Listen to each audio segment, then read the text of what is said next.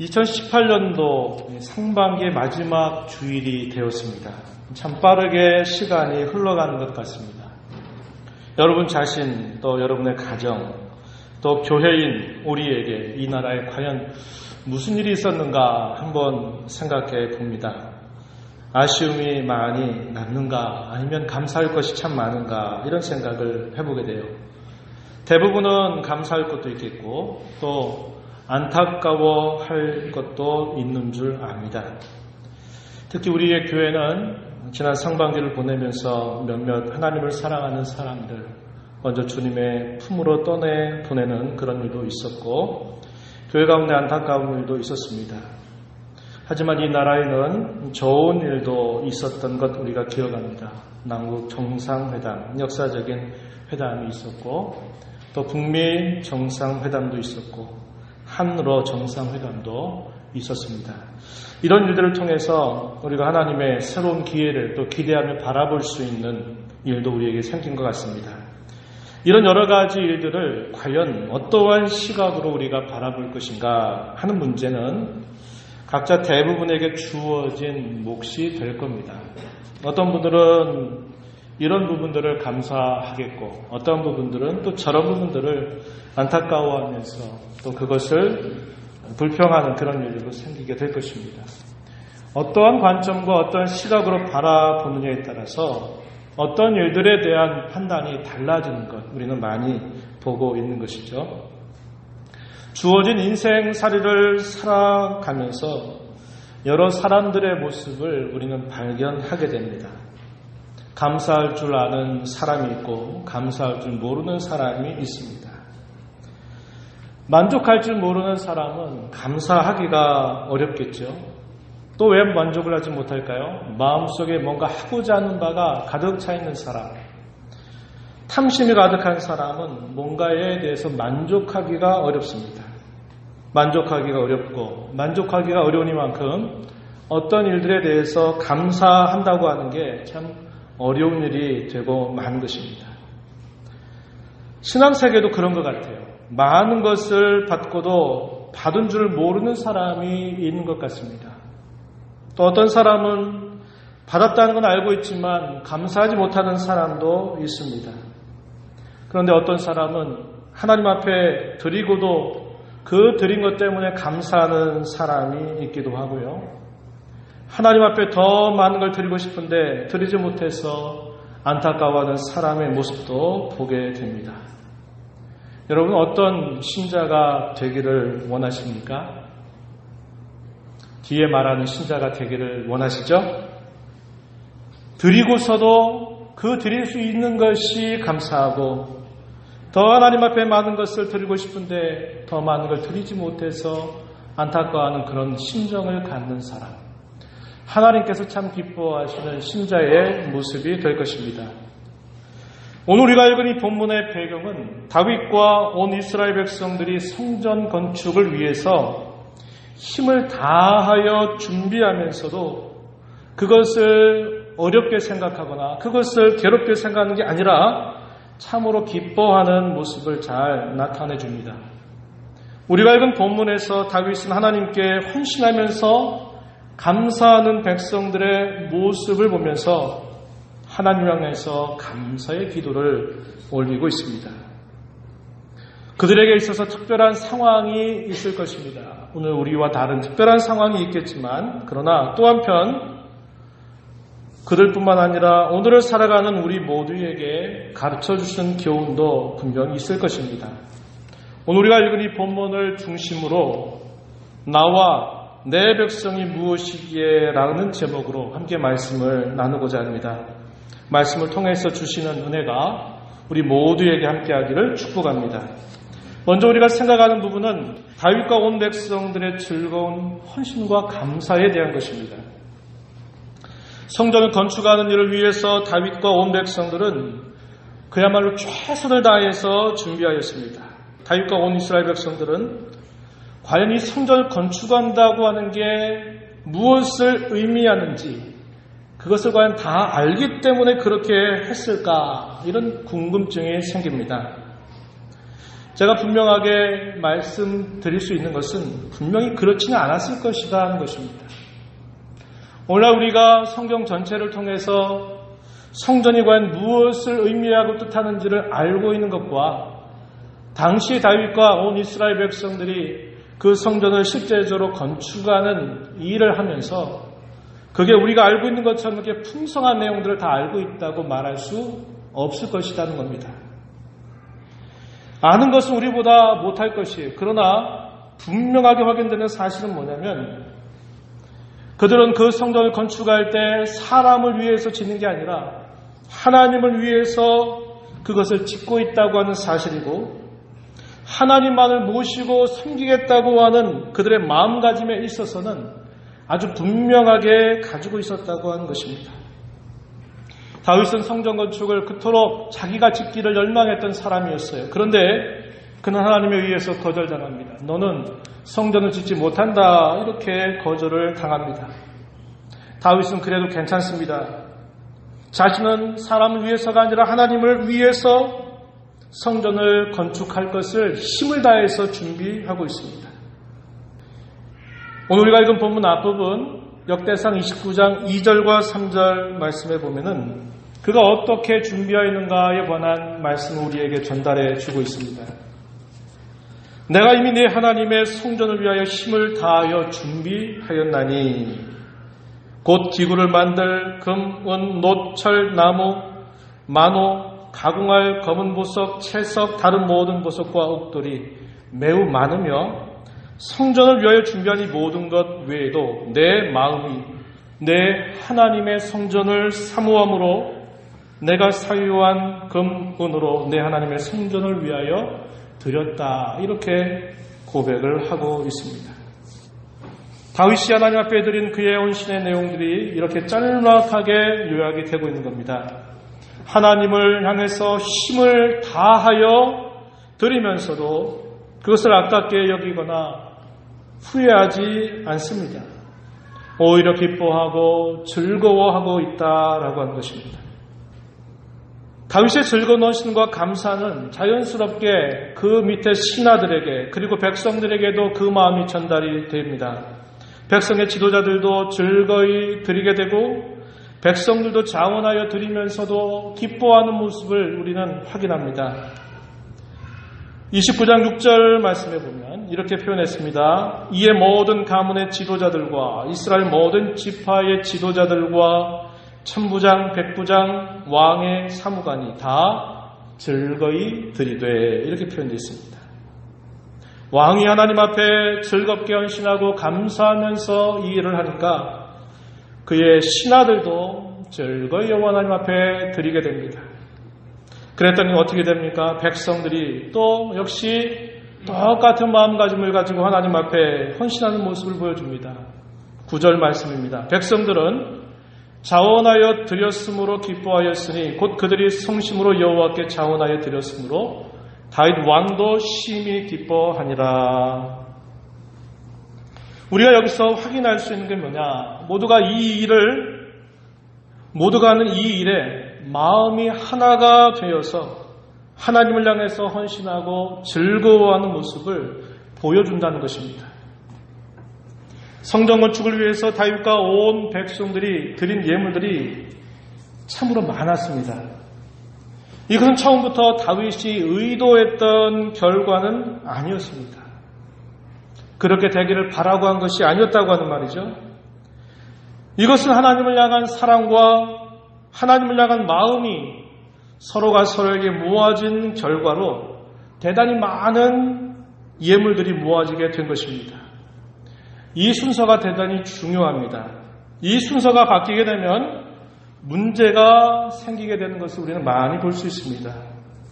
어떤 결과를 목표로 삼고 무엇인가를 촉구하게 될 때 항상 문제는 생길 수 있다라고 하는 것입니다.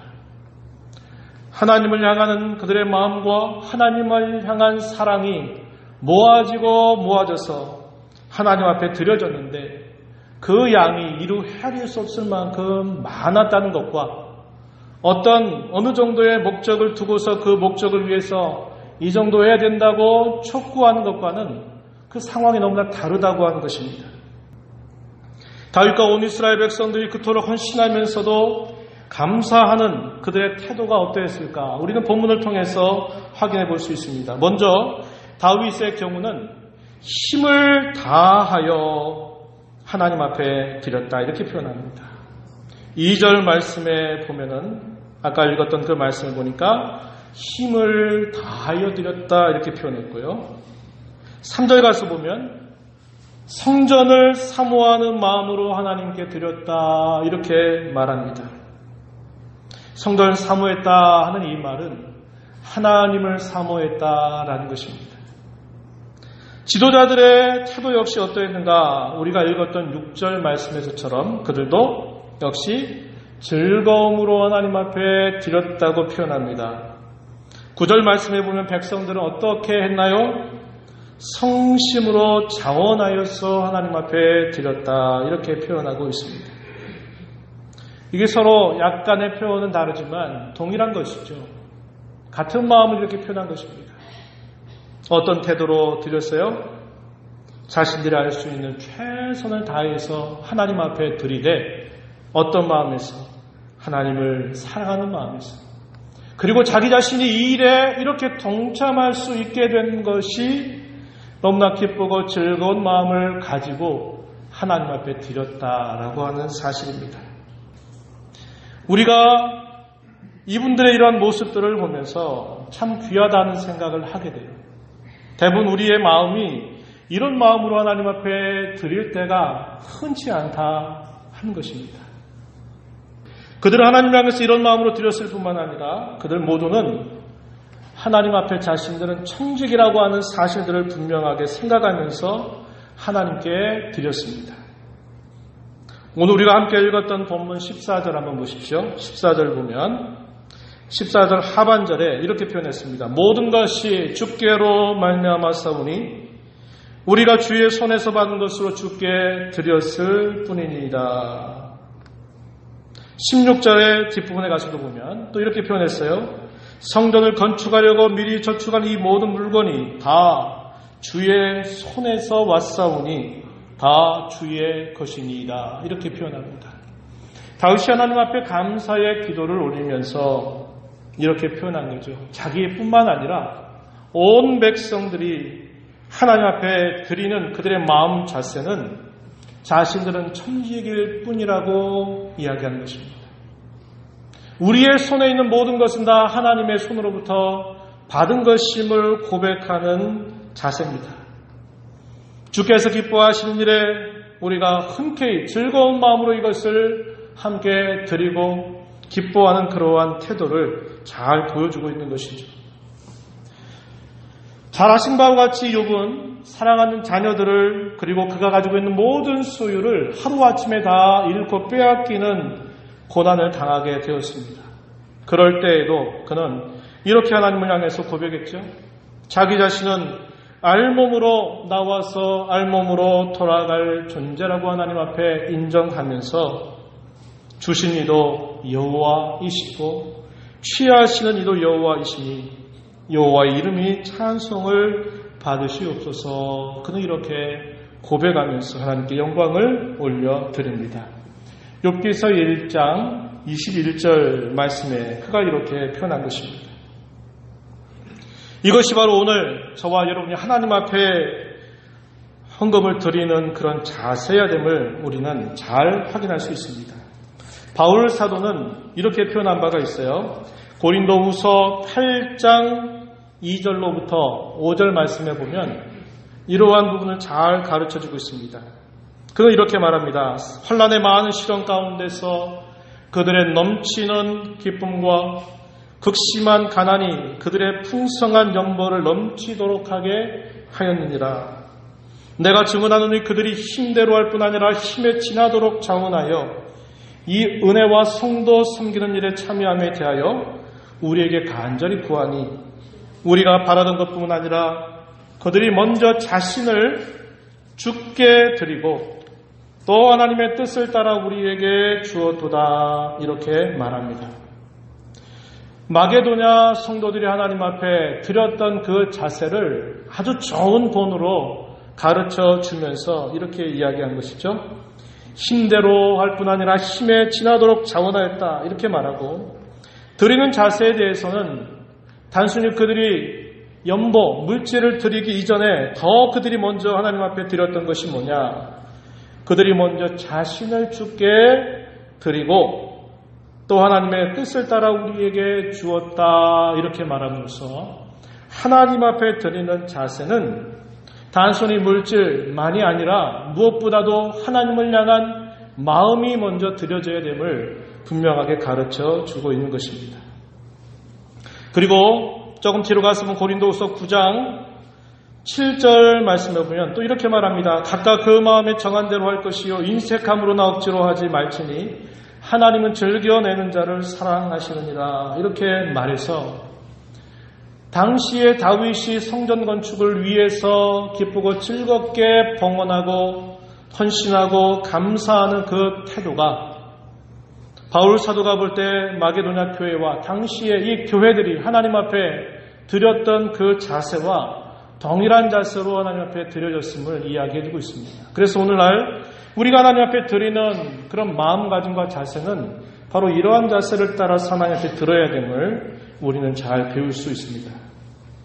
그렇다면 우리는 이런 생각을 하게 되는 겁니다. 과연 무엇이 그들을 그토록 헌신하게 하였고 그토록 감사하게 하였고 그토록 기쁘게 했을까라고 하는 사실입니다.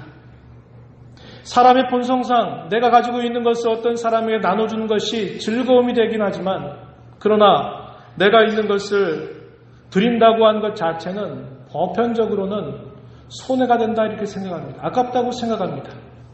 그런데 우리와 똑같은 마음을 가진 당시의 다윗과 온 이스라엘 백성들은 도대체 무엇 때문에 그렇게 하나님 앞에 헌신할 수 있었겠고, 그러면서도 그토록 감사할 수 있었겠고, 그러면서도 그토록 기뻐할 수 있었을까?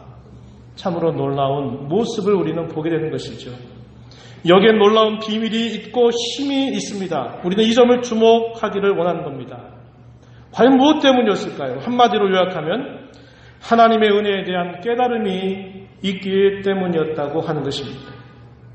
하나님의 은혜에 대한 깨달음이 진정한 헌신과 감사의 시작이 됩니다. 하나님의 은혜에 대한 깨달음이 율법적인 순종이 아니라 복음적인 순종의 시작이 되도록 우리를 이끌어 준다고 하는 겁니다. 율법적인 순종이란 뭘까요? 눈치 보는 거죠.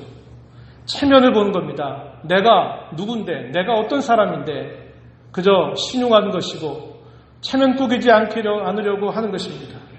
안 되면 혼나니까, 해야 되니까 하는 것입니다. 그러한 순종에는 기쁨이 없어요.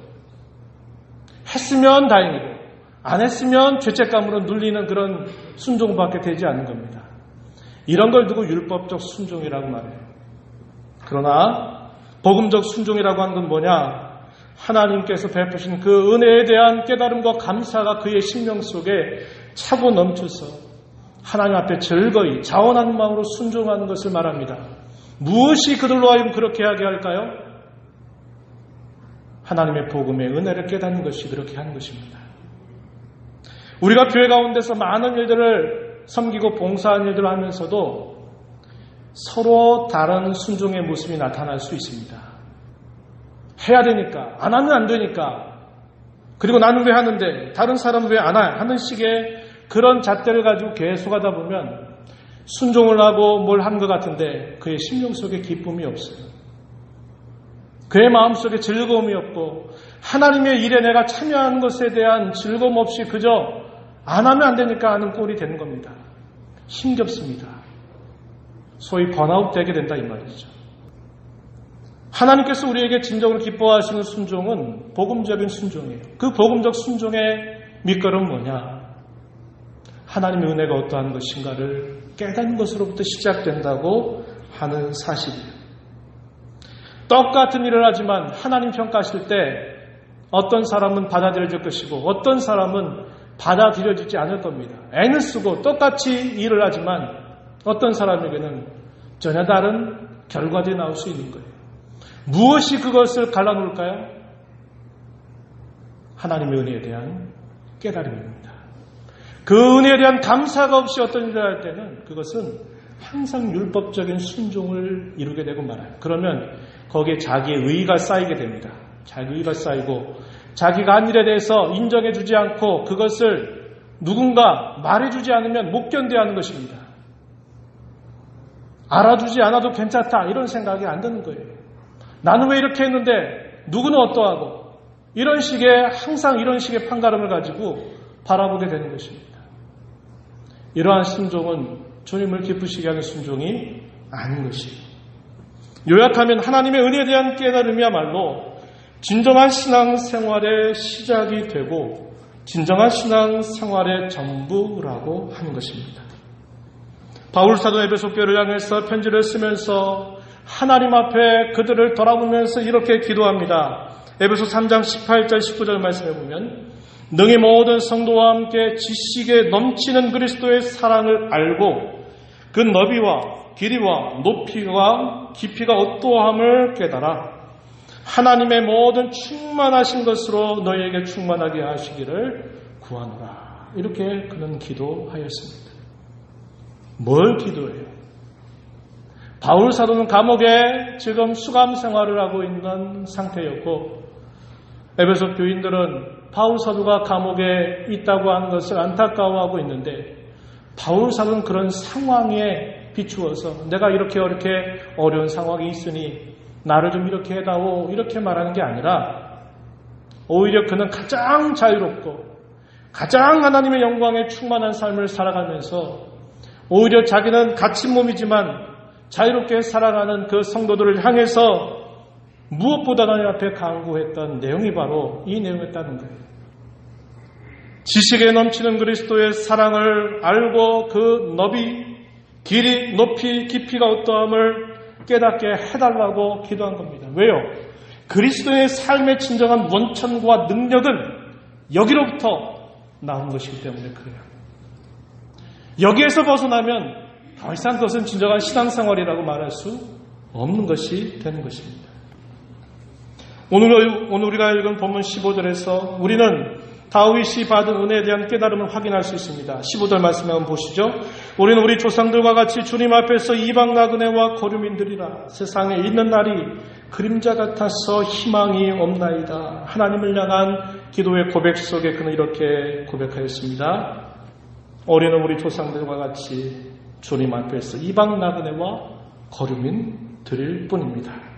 세상에 살아가는 날이 그림자와 같아서 희망이 없습니다. 이렇게 고백을 하였어요. 우리네 인생이 얼마나 덧없는가라는 사실을 그는 고백하였고 우리 인생이 얼마나 하나님 앞에 초라하고 비천함 가운데서 나그네처럼 거류민처럼 살아가는 존재인가를 하나님 앞에 고백하는 것입니다. 그럼에도 불구하고 하나님께서는 그들을 자기의 백성으로 삼으시고 하나님께서 돌봐주셨다고 하는 사실들을 이렇게 고백하고 있는 것입니다.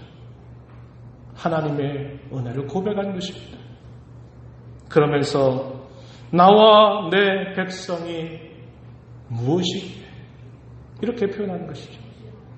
비천하고 덧없는 인생, 짧은 인생을 살아가는 중에 하나님께서 자신을 그의 백성으로 삼으시고 영혼을 잇대어 살아가는 자가 되게 하시고 하나님의 변함없는 그 사랑 가운데 품어주신 그 사랑을 생각하면서 하나님의 은혜에 대한 감격이 이 고백 속에서 표현되고 있다고 하는 것입니다. 바울사는 고린도 교회 성도들 향해서도 이렇게 말한 바 있습니다. 고린도후서 9장 15절 말씀에 보면 이렇게 표현했어요. 말할 수 없는 그의 은사로 말미암아 하나님께 감사하노라 이렇게 표현합니다. 하나님의 은혜는 과연 언제 어디에서 시작되었을까요? 하나님의 은혜는 에덴 동산에서 시작이 되었고 범죄로 인해서 타락한 직후로부터 시작이 되었습니다. 하나님의 은혜는 절망적인 죄책감, 형벌 상태에 있을 때부터 하나님의 은혜는 시작되었습니다. 창세기 3장 8절 9절 말씀해 보면 그들이 그날 바람이 불 때 동산에 거리시는 여호와 하나님의 소리를 듣고 아담과 그의 아내가 여호와 하나님의 낯을 피하여 동산 나무 사이에 숨은지라. 9절 말씀, 여호와 하나님이 아담을 부르시며 그에게 이르시되 내가 어디 있느냐? 아담아, 네가 지금 어디 있느냐라고 하나님이 그를 부르십니다. 하나님이 부르시지 않는다면 범죄한 아담과 하와는 자기가 가진 그 죄책감 때문에 하나님 앞에 나아갈 수가 없어요. 왜? 자신이 범한 그 잘못과 죄라는 게 단순히 순간적인 실수라고 여길 수 없기 때문에 그런 것입니다. 그 한 사람의 범죄로 인해서 온 인류가 그의 안에서 함께 타락으로 인해서 온 인류가 함께 비참함에 빠지게 했던 죄목이기 때문에 그의 심령 속에 눌리는 그 죄책감은 이루 말할 수 없을 정도였습니다. 여러분, 심각한 죄를 짓고 나면 여러분 쉽게 여러분의 마음과 얼굴을 나타내 볼 수 있습니까? 어렵죠? 피하고 싶은 마음이 생겨요. 숨고 싶은 마음이 생기는 겁니다. 아담과 하와가 늘 하나님과 함께 교제하고 말씀을 나누었던 그가 범죄하고 난 직후에 가장 달라진 태도는 그는 숨을 수밖에 없었다는 거예요. 그러한 아담과 하와를 하나님이 찾아가셔서 아담아 어디 있느냐? 네가 지금 어디 있느냐? 라고 부르시는 그 하나님의 음성이야말로 바로 은혜의 시작임을 우리는 알게 되는 것입니다. 유명한 신학자이면서 또 유명한 정치인이면서 유명한 교육가였던 네덜란드의 수상이었던 아브라함 카이퍼라고 하는 사람은 이 부분을 이렇게 간파하면서 이야기한 것입니다. 범죄한 아담과 하와를 부르시는 것 자체가 바로 하나님의 은혜의 시작이라고 이야기한 것입니다. 저와 여러분에게 부어진 하나님의 은혜도 마찬가지입니다. 죄와 허물로 죽어 있었던 상태에 있을 때 하나님의 은혜는 이미 시작이 되었습니다. 에베소서 2장 1절 이하의 말씀해 보니까 그는 허물과 죄로 죽었던 너희를 살리셨도다.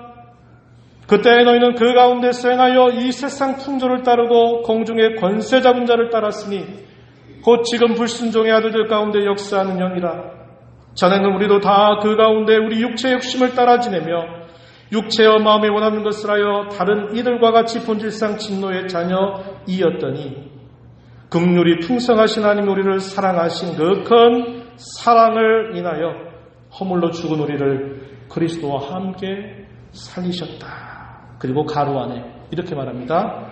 너희는 은혜로 구원을 받은 것이라. 이렇게 가로 안에 표현해 주고 있습니다. 하나님의 은혜가 저와 여러분에게 어떻게 시작이 되었습니까? 죄와 허물로 이미 죽어 있었던 상태에 있을 때 하나님의 은혜는 시작이 되었습니다. 마치 에덴 동산에서 타락 직후에 하나님의 낯을 피하여 숨을 수밖에 없는 죄책감에 절망감에 사로잡혀 있었던 아담과 하와를 부르시면서 하나님은 그에게 은혜를 베풀어 주셨던 것처럼 저와 여러분을 향한 하나님의 은혜는 우리가 죽어 있을 때 시작되었다고 하는 사실입니다. 성경은 하나님의 은혜를 망각하는 것을 매우 심각한 죄로 가르쳐주고 있습니다. 모세는 이것을 가나안 땅 정복을 앞둔 이스라엘 백성들에게 무척이나 강조하였습니다.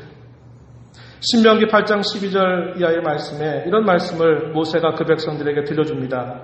내가 먹어서 배부르고 아름다운 집을 짓고 거주하게 되며 또 내 소와 양이 번성하며 내 은금이 증식되며 내 소유가 다 풍부하게 될 때 내 마음이 교만하여 내 하나님 여호와를 잊어버릴까 염려하노라. 이렇게 표현했습니다. 하나님이 약속하신 땅에 들어가서 거기서 평안하고 안락한 삶을 살고 거기에서 풍부와 번영을 누리게 될 때 하나님을 잊어버릴까 참으로 염려된다, 두렵다 이렇게 표현하였습니다. 또 조금 뒤로 가면 또 이렇게 표현했어요. 신명기 8장 17절 이하에서 그러나 내가 마음에 이르기를 내 능력과 내 손의 힘으로 내가 이 재물을 얻었다 말할 것이라. 내 하나님 여호와를 기억하라. 그가 내게 재물 얻을 능력을 주셨습니다. 이렇게 말합니다. 어려울 때는 하나님이 도와주셨다고 도와달라고 말하다가도 그 어려움이 지나고 나면 내 공과 내 의의를 드러내는지 얼마나 많이 있는지 몰라요. 그게 사람의 본성이 끊임없이 갖고 있는 치명적인 부분입니다. 그래서 하나님 모세를 통해서 너희가 이 사실을 잊지 않도록 하여라 이렇게 말씀해요. 우리가 수요일마다 호세아 말씀을 읽어가고 있는데 호세아 선지자는 북이스라엘 향해서 또 이렇게 말했습니다. 하나님의 은혜를 잊는 것이 곧 교만이다. 하나님의 은혜를 잊는 것이 곧 하나님을 떠난 것이다 라고 가르쳐 주고 있습니다. 호세아 13장 5절로 6절 말씀을 보면 이렇게 말합니다. 내가 광야 마른 땅에서 너를 알았거늘 돌보았다 이 말입니다. 그들이 먹여준 대로 배가 불렀고 배가 부르니 그들의 마음이 교만하여 이로 말미암아 나를 잊었느니라 이렇게 말하고 있습니다. 배가 부르니까 그들의 마음이 교만해졌고 교만했기 때문에 하나님을 잊어버렸다는 거예요. 하나님의 은혜로 말미암아 그들이 애굽의 종살이에서 풀려났고 하나님의 은혜로 광야와 같은 그런 처절한 상황을 견뎌가면서도 먹을 것 마실 것 입을 것 다 하나님께로부터 공급받았고 가나안 땅의 그 강대한 칠족들이 살고 있는 그 땅에 하나님께서 앞서 가시면서 그 강대한 족속들을 다 쫓아낸 일들을 하셔서 마침내 그 땅을 차지하게 되었다는 것을 분명히 기억했음에도 불구하고 그들이 그 하나님의 은혜를 잊어버리고 교만해졌고 하나님을 잊어버렸다고 이렇게 말해주고 있는 것입니다.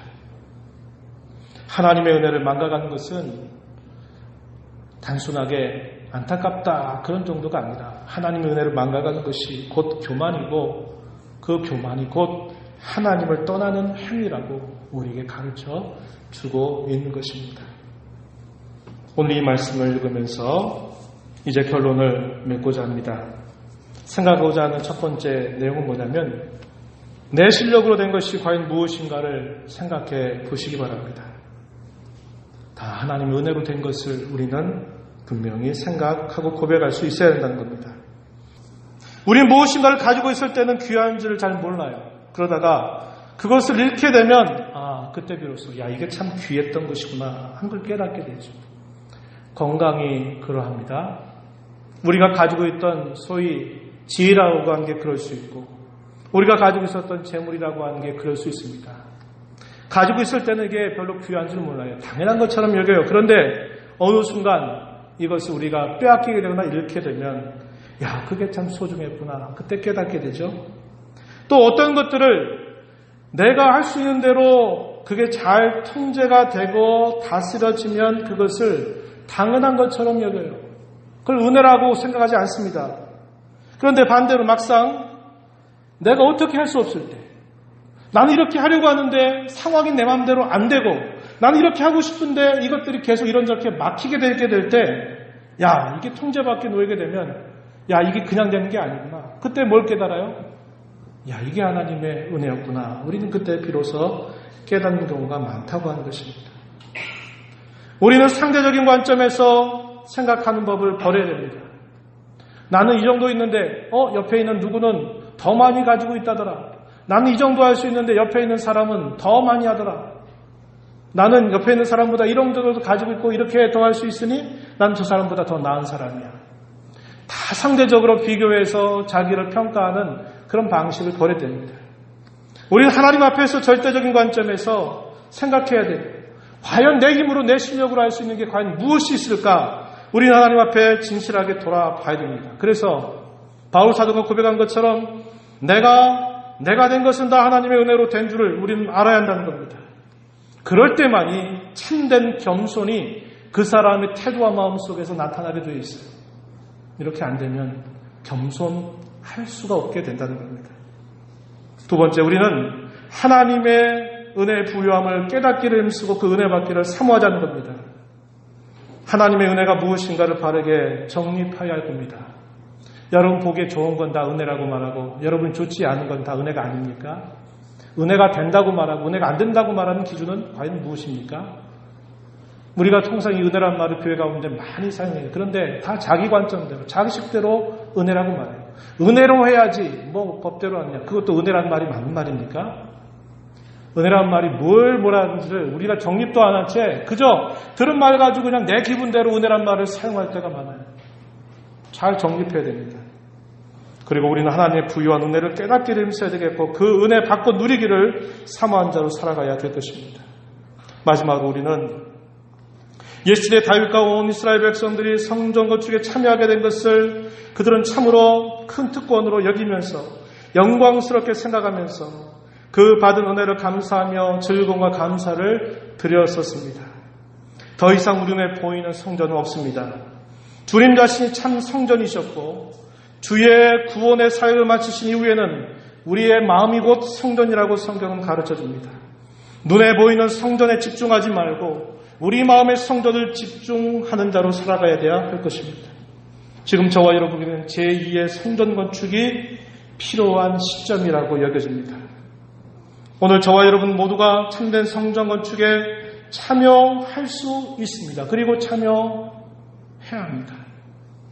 다윗 시대 때는 그 당시에 그 사람들에게 주어진 특권이었어요. 아무 때나 성전 건축할 수 있는 게 아니었습니다. 그러나 오늘날 우리는 모든 그리스도인들, 저와 여러분 모두가 다 참된 성전 건축에 참여할 자로 있다는 겁니다. 이것을 특권으로 영광스럽게 여기자고 한 것입니다. 우리 자신의 마음 성전을 짓는 일에 우리가 이것을 특권처럼 여기는 일에 힘써야 되겠고, 다음으로는 교회 가운데 우리가 드리는 헌금이나 봉사나 섬김 이것들을 감사하게 여기면서 헌신할 수 있음을 통해서 참된 성전 건축을 이루어가는 저와 여러분 모두가 되기를 진심으로 축복합니다.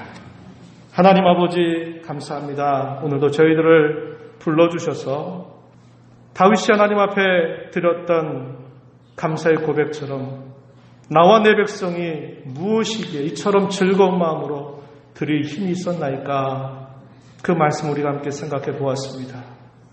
드리고도 아깝지 않았고 더 많은 것을 드리고 싶은 마음을 가졌고 하나님 앞에 드리면서도 감사하고 기쁘게 여겼던 그들의 모습을 저희가 생각하면서 그들이 그렇게 할 수 있었던 것은 하나님의 은혜에 대한 깊은 깨달음과 감사가 있었기 때문임을 저희가 살펴보았습니다.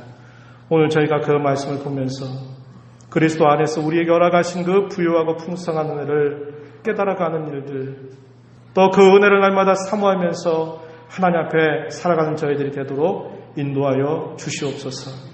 참된 마음의 성전을 건축할 수 있음을 특권처럼 여기며 이 일에 힘써가는 우리 모두가 되게 하여 주옵소서. 예수님 이름으로 기도하옵나이다. 아멘.